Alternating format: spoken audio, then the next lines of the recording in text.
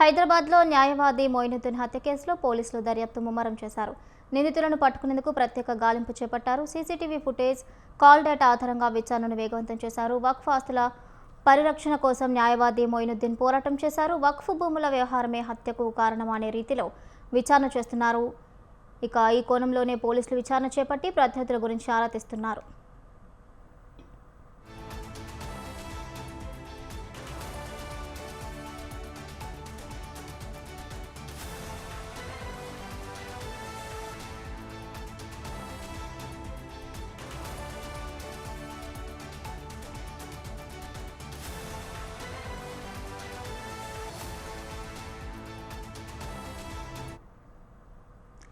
నగరంతో పాటు రాష్ట్ర వ్యాప్తంగా సంచలనం సృష్టించిన న్యాయవాది ఖాజా మొయినుద్దీన్ హత్య కేసుకు సంబంధించి పోలీసుల దర్యాప్తు చురుగ్గా సాగుతోంది. హత్య చేసింది ముమ్మాటికి కాంగ్రెస్ నాయకుడు, వక్ఫ్ భూముల కబ్జాదారుడు ఆలం ఖాన్ అంటూ మృతుడి కుమారుడు ఇప్పటికే స్పష్టంగా ఆరోపించారు.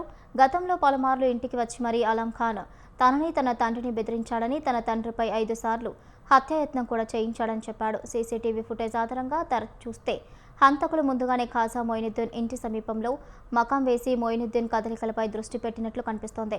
హంతకులు హత్యకు ముందు అక్కడ సంచరించినట్లు సీసీ ఫుటేజ్ స్పష్టం చేస్తోంది.